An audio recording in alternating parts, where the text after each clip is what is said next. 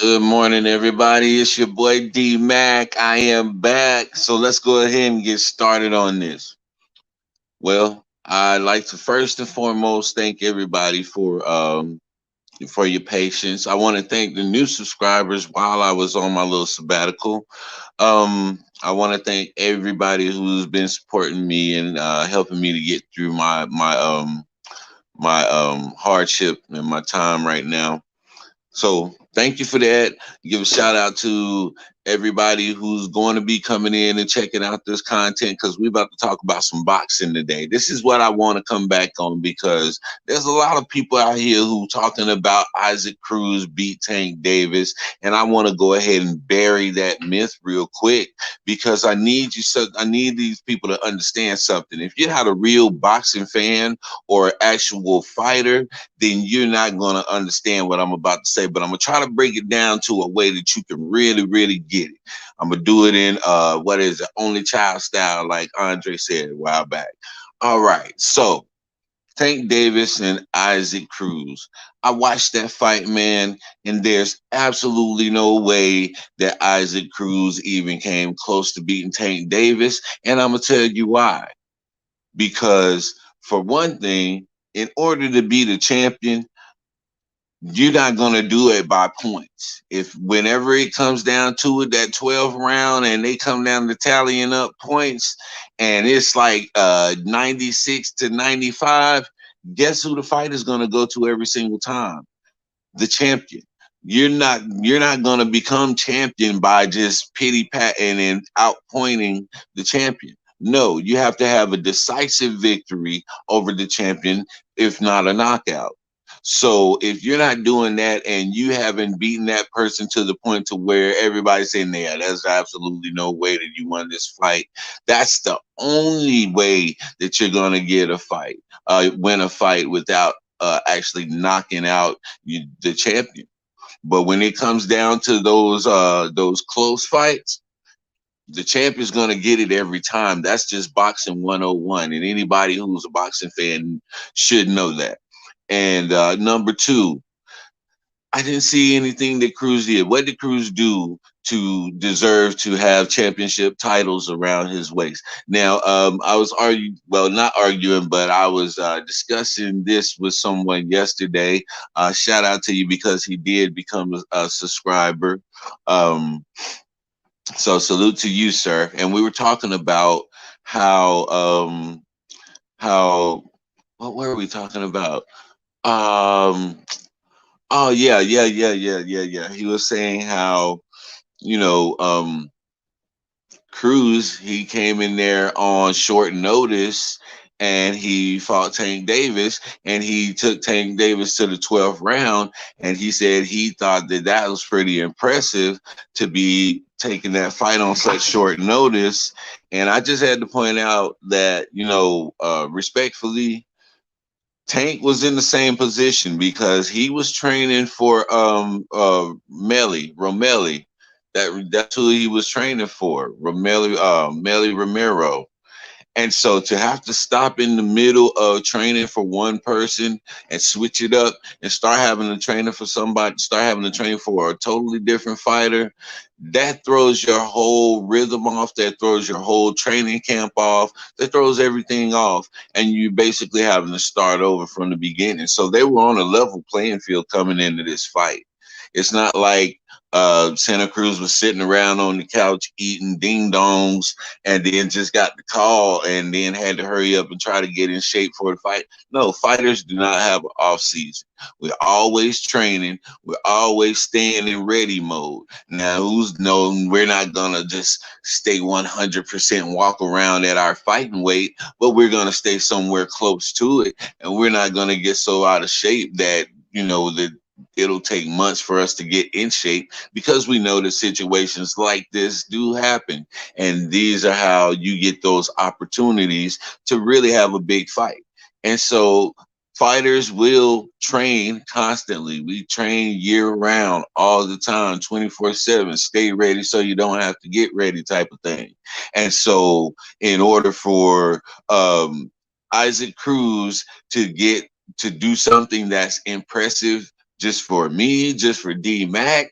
Now, if you come in on a week's notice and you fight and you hang with him at that level, then that would be impressive. But it would be equally impressive on the other side for Tank because he's put in the exact same position as the person that he's fighting.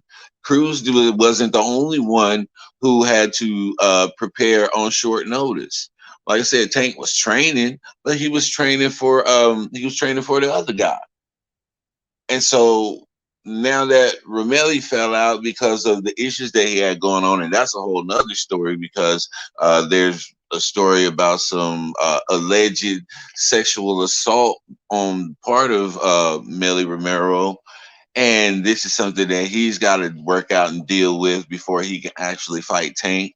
But for dude to come in on short notice, that's not really a big thing because that puts them on the same playing field. Tank had the same amount of time to prepare for Cruz. He had to scrap his whole plan against Romero and then start training for Cruz in the middle of the training camp. And so that puts them on the same playing field, like I said before. And so it's not really impressive that he was able to go the whole 12 rounds with Tank. But I guarantee you this, if Tank has the opportunity to go a full training camp and prepare for him, he would have broke him down just like every other opponent. And so we see what the difference in this fight was versus all of the other fights that they're trying to compare and saying that Tank is losing a step and this and that. You see what the extenuating circumstances were in this fight. And so you can't uh, well, you can say that that Tank lost, but how valid is that point? Not valid at all, because the boxing commission and all of the judges on the outside of the ring, as well as the fans, understand boxing and they understand why Gervonta kept his title the other night. And you're not going to come in there with a mediocre, subpar performance thinking that you're going to take a championship title. That's not going to happen. So this is why Gervonta Davis is rightfully so still the champion. And I'm ready to see who he's going to take on next.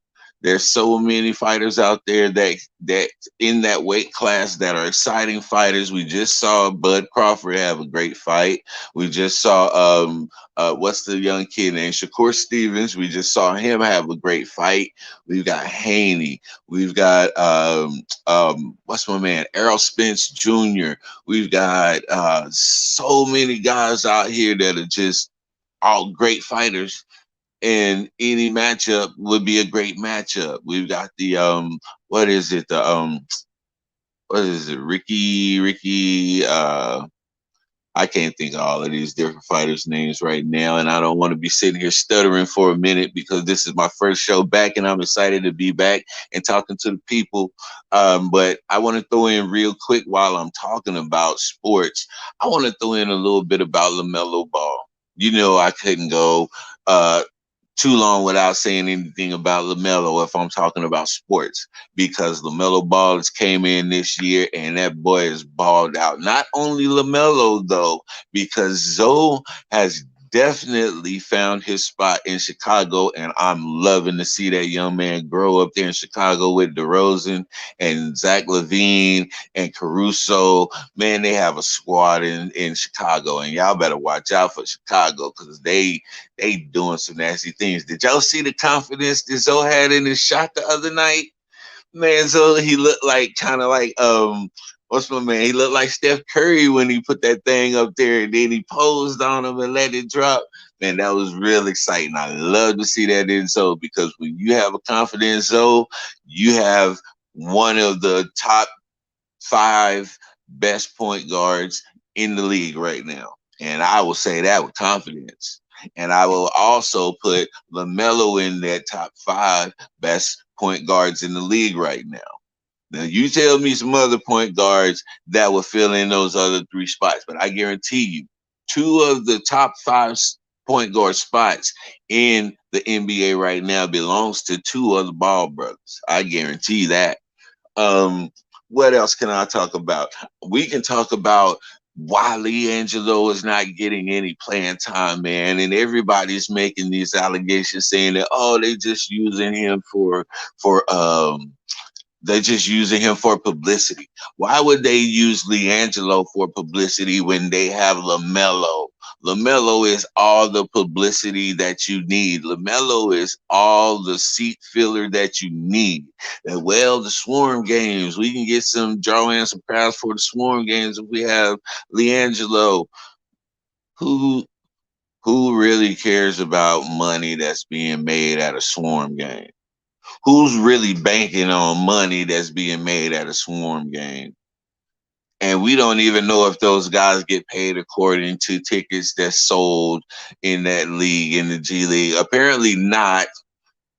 So we're not even gonna talk about no money like that. It's not a money thing. It's not a publicity thing with LiAngelo because they don't need the publicity. They already have the publicity. Charlotte is on fire right now. If people don't understand that, if you don't know, the Charlotte Hornets and personally LiAngelo Ball himself single handedly has lifted Charlotte up out of the NBA cemetery, revived them, resuscitated them, and now Charlotte is the place to be. And now everybody's wanting those Hornet jerseys. Now everybody's wanting those the Mellows that just came out. Speaking of those, I'm going to get all colors of the Mellows because they dope in white. The neon green is dope, and the turquoise and purple is dope, and the red one. So I'm copping all of those. Might get some ZO2s, but yeah, overall those boys are killing the game. And as soon as one team gives gives LiAngelo that go, man, it's gonna be over with. What's happening, my brother? What's going on? Reverend Tony, man, good to see you in here this morning. Appreciate you coming to welcome me back to the game, talking about these Hornets and that particularly that Tank Davis fight, man. Because you got a lot of cats out here saying that Cruz beat Davis, and you're not gonna come in there with no mediocre fight and take the champions title. What did Ric Flair used to say? In order to beat a man, you got to beat the man. And that man did not come in there and beat Tank Davis. I didn't see one time where Tank Davis was in trouble in that fight. Dude got a couple of good shots, but that's not enough to be a champion. You know what I'm saying? That is not enough to be a champion. If I went out here and I was playing chess, just because I took one of your pieces don't make me the champion. Or if we had a stalemate, that don't make me the champion. That just make me at a tie with you, but that don't make me the champion. So if I'm playing against somebody who been beating everybody up and down the park, and then I come out there and stalemate them, ain't nobody gonna sit there and call me champ. They gonna say you came close to beating the champ, or you tied with the champ, but they're not gonna call you champ. So I don't know why people out here trying to call Isaac Cruz a champ, talking about he beat Tank Davis. You don't beat champions with mediocre performances. So, yeah, man, that's all I'm talking about this morning. Just a few things to brighten people's day up, man. There's a lot of fights that's gonna be coming up too. I see that Tommy Fury pulled out of the fight with Jake Paul. Yeah, that's who he was supposed to fight, Jake Paul. You know, man, I really don't care at this point because those fights, they're not real sanctioned fights. You know, they're not real professional fights. And so there's different stipulations that go with those Jake Paul and Logan Paul fights and stuff like that. And allegedly, there's certain things in the contracts that people are not wanting to sign because they said that they have a clause in their contract saying that you can't knock them out, and if you knock them out, you won't get paid. That's allegedly, that's something that I heard, which I really wouldn't put it past them. But at the same time, I said this a while ago, man, you can't be but so mad at them because they're really giving people an opportunity to make a little piece of change. So, I'm cool with that. But I really don't take them dudes serious, and no serious fighter does. Um, yeah, we know if you're a real boxing fan, if you see a fighter who cherry picks fights, I'm not gonna say any names, Mayweather, um, and Lennox Lewis. But if you see a fighter who cherry picks fights, then as a true boxing fan, that person does not get any respect from the boxing world at all. Um, we want champions to be champions, and a champion will take on all comers. And so the cherry picking and the dodging and ducking and all of the games that these guys be playing nowadays, they're not the warriors of old, but we can't expect them to be. We just have to see how this game is evolving, man, and just go from there and see if that's something that we still want to watch and be entertained by, because it's becoming more drama than anything. And real fight fans, we don't care for drama. We don't care for all of that. All we want to see is a good fight between two serious champions, and that's all. That's it. It don't have to have all of that extra building up to the fight, because your record is going to be the build up. If you're out there constantly knocking people out like Mike Tyson was when he came in the game, just to see you fight is going to be an event. And so if you're fighting somebody who's coming in with that same vicious mentality and got that same type of record and been knocking people out, why do y'all have to sell the fight? The fight's gonna sell itself.